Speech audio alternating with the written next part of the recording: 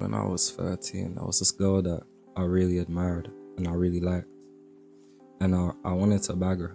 I wanted her to be my girl just because I thought she was like pretty and miraculous even. I was saying pulling out the big words for this one, but yeah. And it's funny because the world would always put us closer together. It was weird. It was like the world knew that I liked her, and it would always put us in proximity to each other to the point where I'd be able to actually get a word in, get a chance to speak to her, get a chance to, show her that I like her, that, I want her in a way, or just get to know her. But something would always be holding me back. Something, a feeling, a compulsion, a restraint.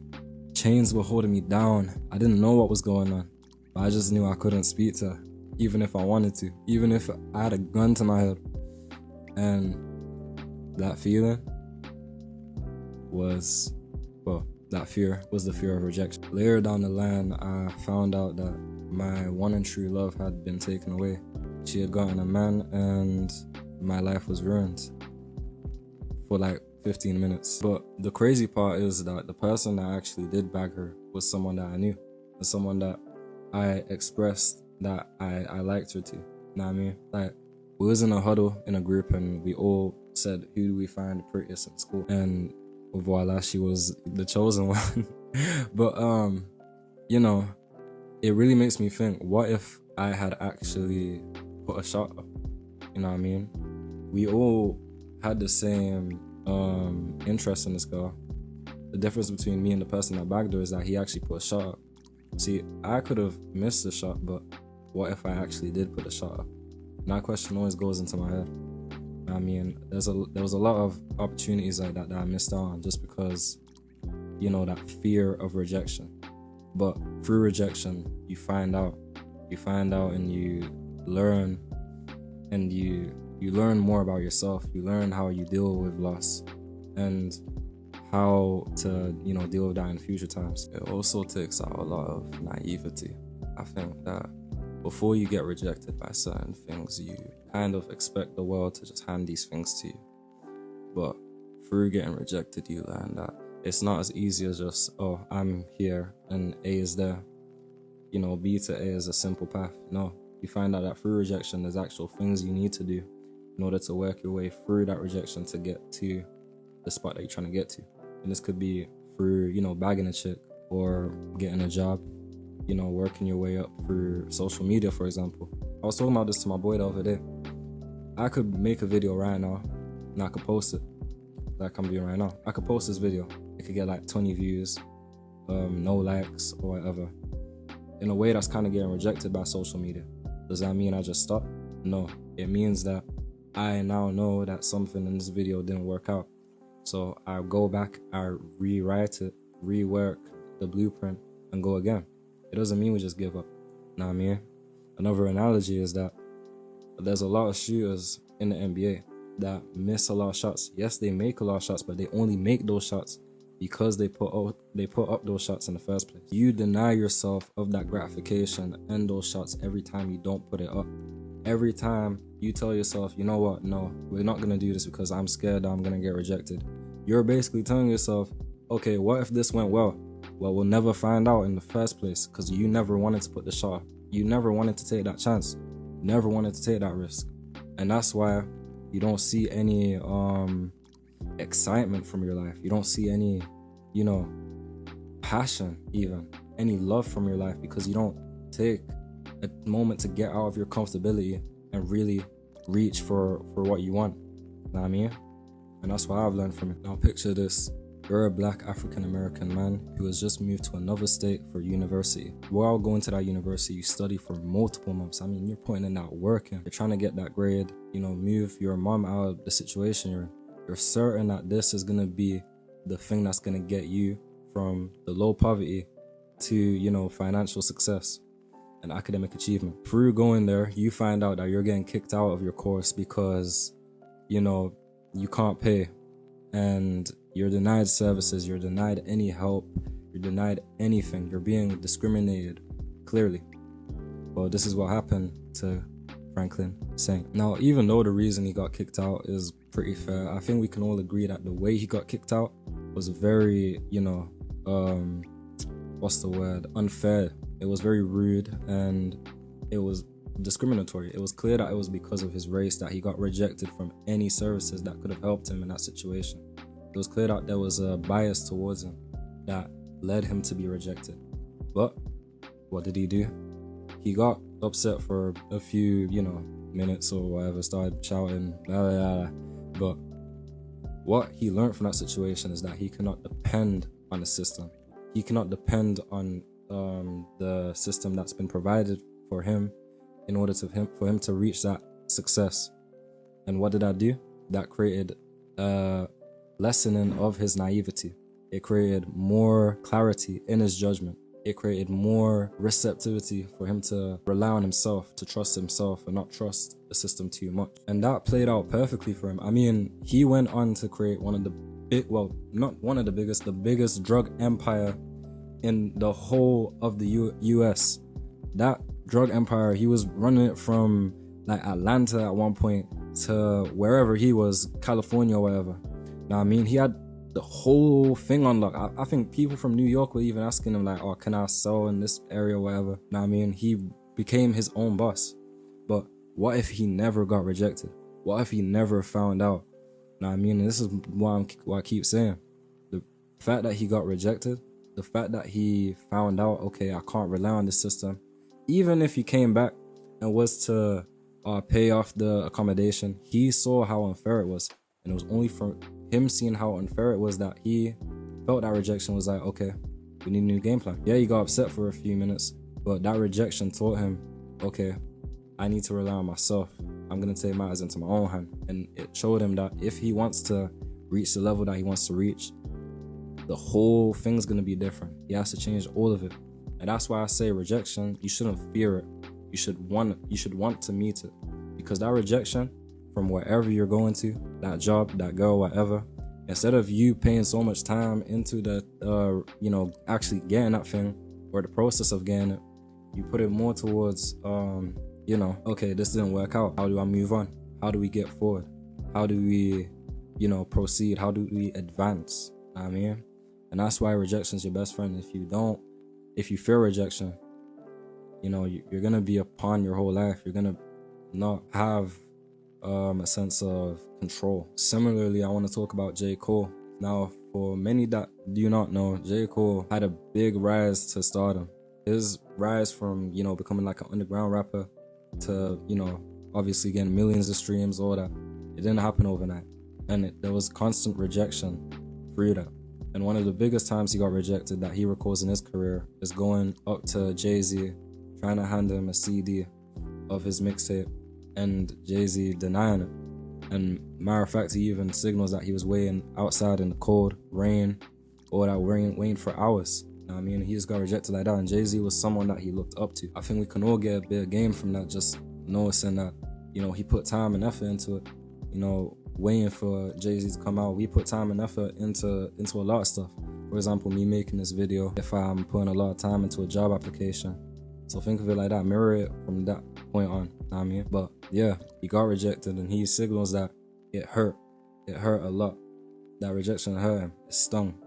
Imagine your hero telling you, yeah, I don't, this scrub off, you know what I mean? But yeah, no shade, by the way. I don't want Rock-A-Fella coming from my door.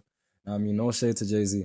But my point is, from that, he also remapped his strategy. He didn't go out giving his CDs to people. He put more time and effort into his actual talent that he knew he had himself. He put more time and effort into the fact that, okay, I have a gift that I'm trying to give to people. Even though his, hero shut him down, he still pursued. That rejection didn't put him down. I feel like that's very inspiring, at least for me to hear. And I think that the biggest thing that we can get from that is that self-esteem is very important. I think one thing that all of these figures had in common and really possess is the fact that they didn't give up. They continued to pursue, and they didn't see rejection as a no. Seeing rejection as a full stop is gonna hurt you. It's gonna make you not see those chances when they are there in the future. It's gonna make you feel like, okay, I got rejected, so what's the point of me going towards this? A lot of people, the average guy, let me tell you, the average guy or girl, whatever, looks at rejection and they see it as, okay, that's it. That's the end of it. They don't try and shoot back for that thing because they've been negatively exposed to it and they've, just conditioned their head to see that thing as, okay, we can't do that. Now, someone who's more, adept and has more grit is going to look at that and see, you know what? Okay, that thing rejected me. Let's go again. And, keep knocking at that door. Persistence is a big thing when it comes to rejection, because you need to realize within yourself that it's not necessarily about you. It's about how the other person reacted to you. If you know that you have the skills and all the qualities to put on the table, then there should be no reason that you're scared to, either get rejected or get accepted, because at the end of the day, you're going to keep going. You're going to keep pushing and trying to find ways around it. But those things are only possible if you know what you bring to the table. You can't expect someone to accept you if you don't know what you bring to the table yourself. A lot of people who are scared of getting rejected are scared because they know they don't bring anything to the table. When you build this sort of esteem within yourself, you present yourself, okay, my name is whatever, I know what I like, I know what I want, I do this, I do that, I have this skill set. You're not scared of getting rejected because you know that you have the weapon within yourself. You're just waiting for that opportunity to come into place. Another inspirational person I can say has displayed enormous amounts of self-esteem, enough to feed and solve world hunger, enough to, power the electricity supply around the whole country, or the world, to be honest, is Kanye West. Now, I was watching his Netflix interview, which I recommend everyone watch, and it presents his rise from being a producer to actually becoming a rapper. And through that, he goes to Jay-Z. Bro, I don't know what Jay-Z's got against these people. But yeah, he goes to Jay-Z's office and he expects them to hear him out. He shows them his capabilities with rap, and they don't like it. They think that he should just remain a producer, and they actually signed him in the future to become a producer. But this didn't stop him. He signals that he cried every time he left those studios. It hurt him. You know what I mean? And I'm signaling this out because I want you guys to know that these people have feelings just like us. That, feeling of anguish after they get rejected. But he didn't let that shut him down. He continued to persist. He continued to refine his own capabilities to make the chance of rejection in the future more low. And now Kanye West is he has his own clothing brand. He's one of the biggest rappers out there and still one of the biggest producers out there. But let's say that situation made him quit. Let's say that he, just saw that and was like, whoa, Jay-Z, I'm sorry, man. I'm sorry that I even wanted to present this to you. And he just gave up. Where would he be? There would be no Kanye West. It's only through that persistence that he got there. You know what I mean? And that comes from that self-esteem. Knowing that I exert this energy, I exert this talent, I exert this thing that is valuable to the world. Just because someone rejects you, you're gonna let that judgment turn all of that down?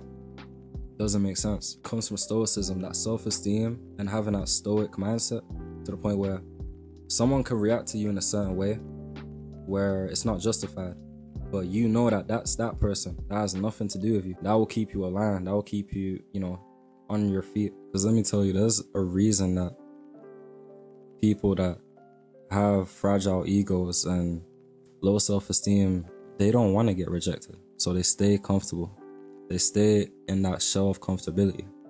You need to first, before anything, build that comfortability, familiarity within yourself to the point where you know who you are and what you bring. Build that ego to the point where, okay, if someone rejects me, I don't care. You can reject me. That's your loss, know what I mean?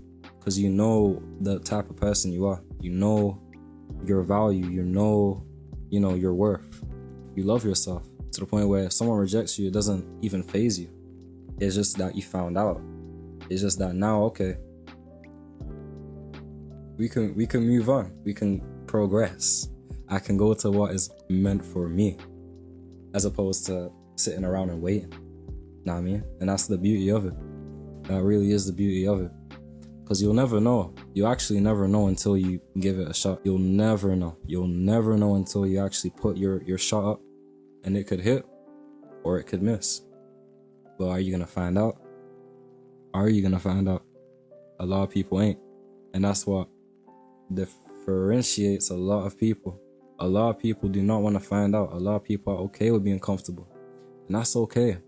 But while you're okay being comfortable, there's plenty of other people that are out here and ready to find out, ready to take that risk, ready to either get accepted or get rejected.